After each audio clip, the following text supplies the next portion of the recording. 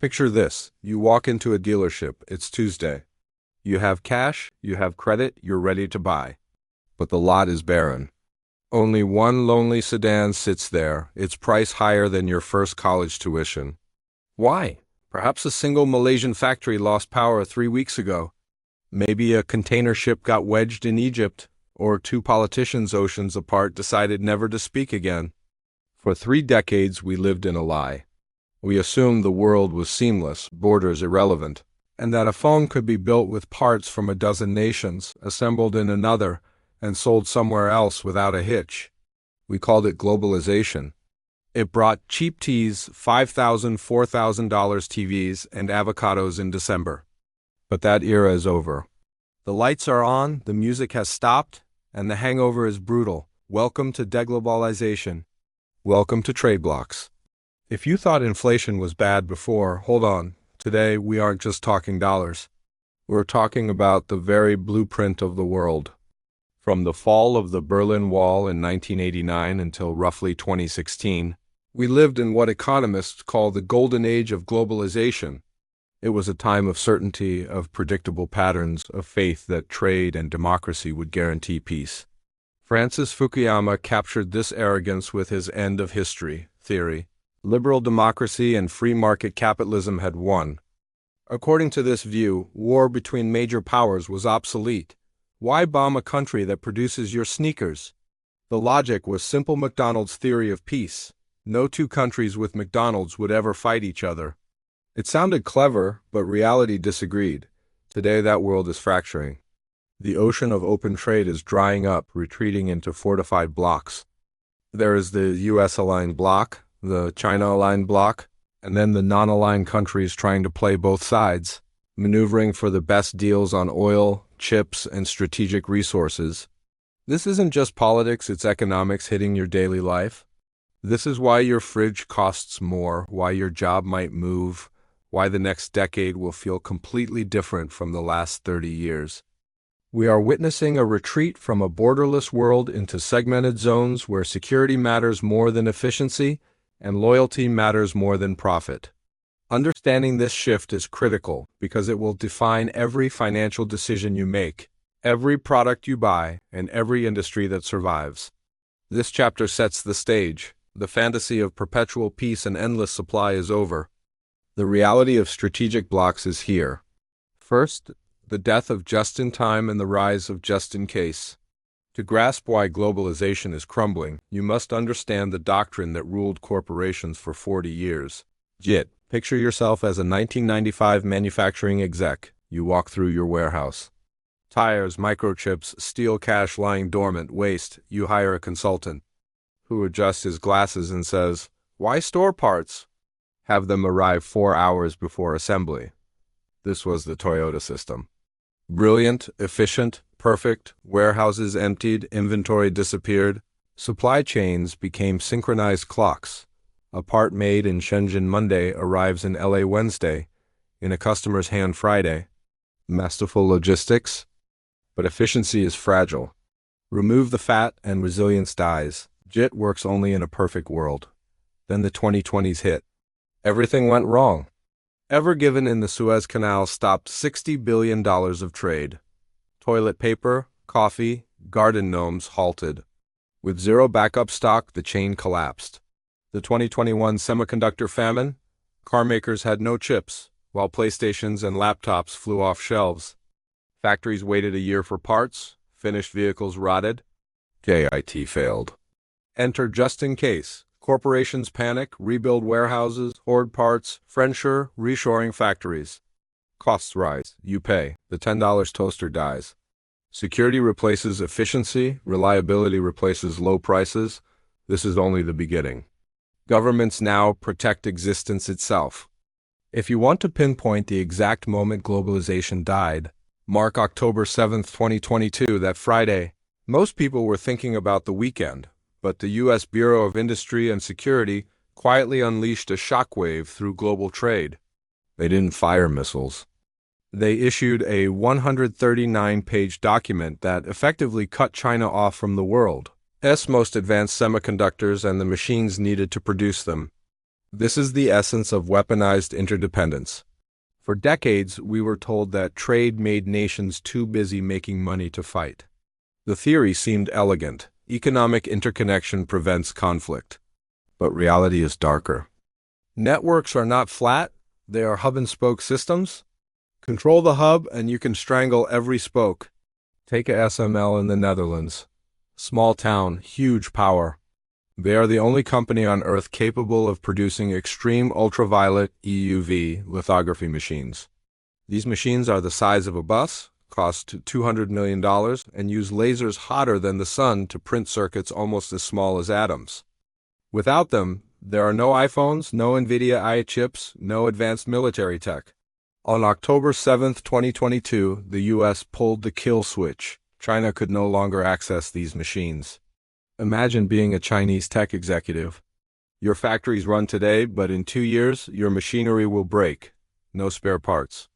No upgrades, no replacements. Your industry is dying in slow motion. Trust in globalization evaporated overnight. Why rely on foreign tech when it can be shut off at the flick of a pen? The result is clear. Two incompatible worlds, China's tech stack and the Western tech stack hostile, separate and incredibly costly. We are living in the era of fractured technology, and the stakes could not be higher. If the semiconductor war is the brain of deglobalization, energy is the heart and the heart attack. For 30 years, Germany, the industrial engine of Europe, relied on Russian gas. The logic was seductive: cheap gas, strong industry, rich Russia. Win-win, Germany builds BMWs, Russia fills its coffers. Everyone smiles. Then Vladimir Putin invaded Ukraine. Overnight, that elegant economic machine shattered. Germany realized what everyone should have known. Relying on a geopolitical rival for 55% of your energy is not a business plan, it's a suicide pact. But the story gets darker. Globalization didn't vanish, it went underground. Russia still sells oil, but indirectly.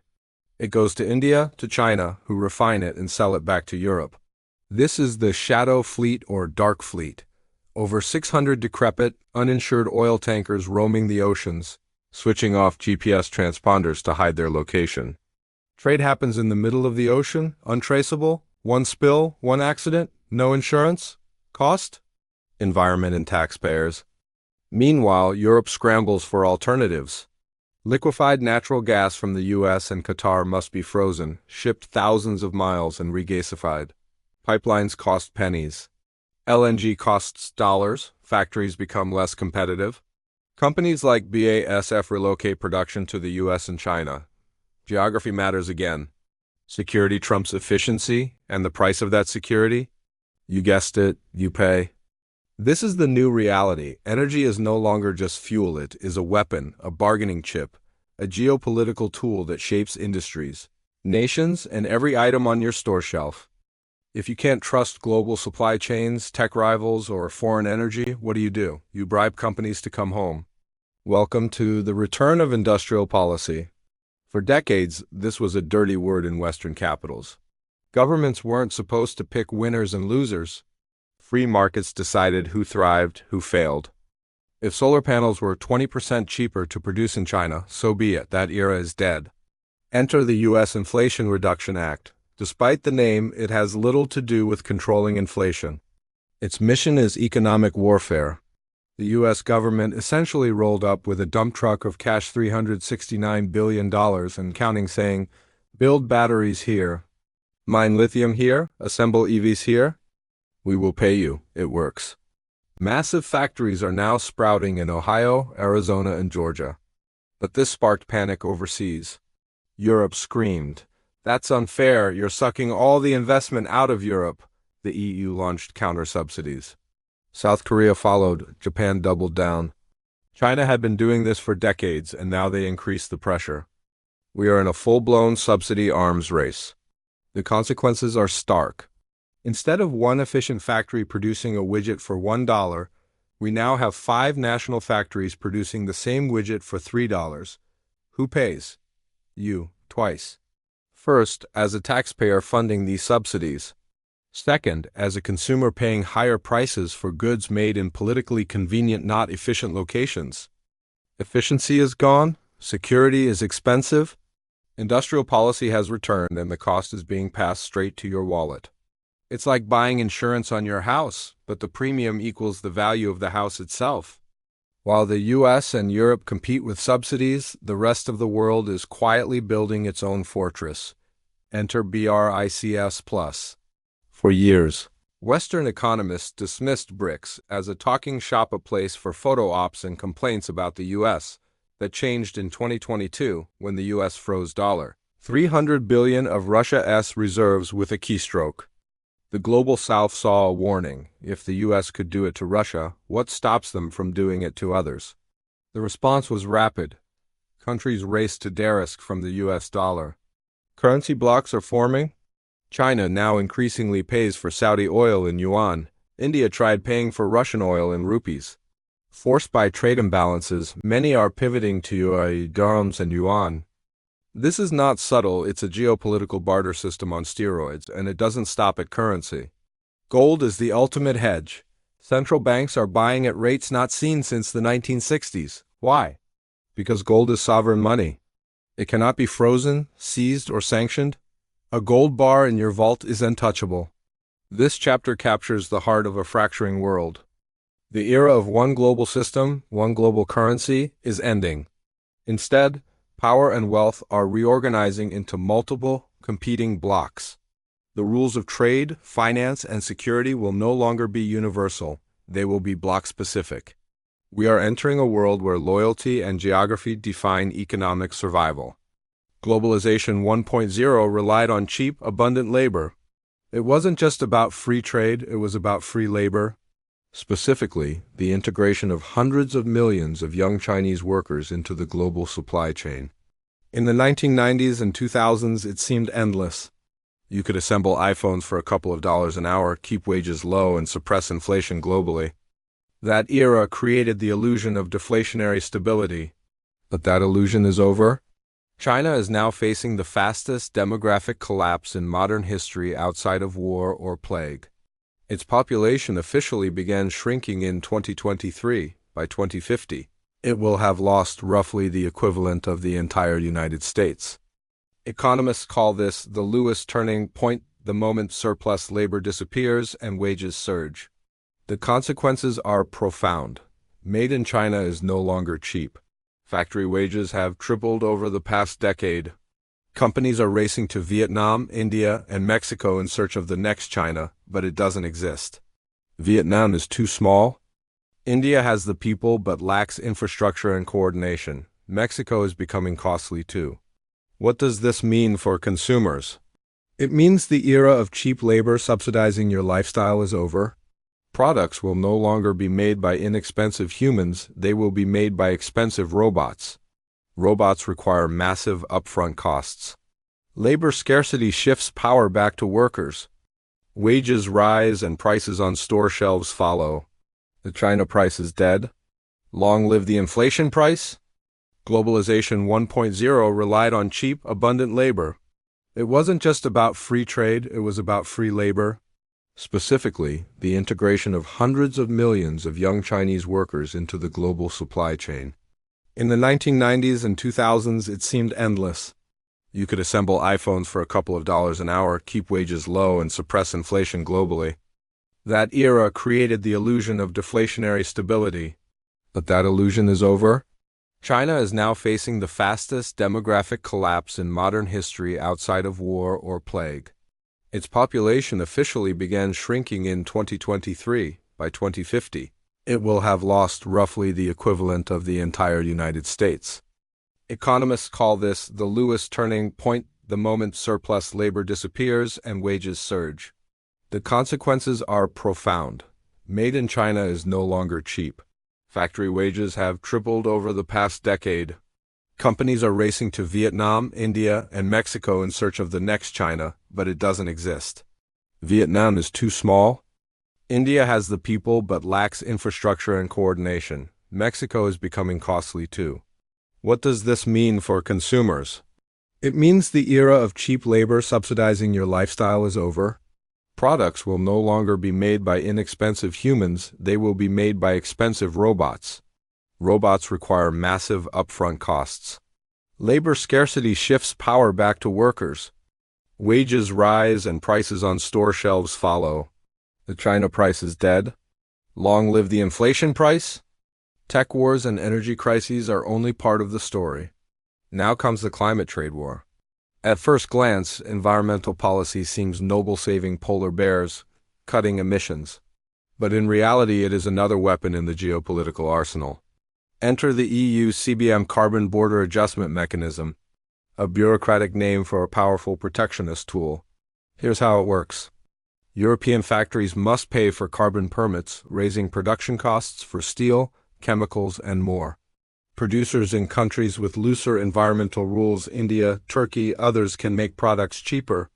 The EU responds: if you want to sell dirty steel inside Europe, you pay a tax at the border to equalize the cost with domestic, green steel. On paper, this is climate policy. In practice, it's a wall. Developing nations see it as green imperialism. You polluted your way to wealth. Now we tax you for trying to catch up. This creates massive friction in global trade.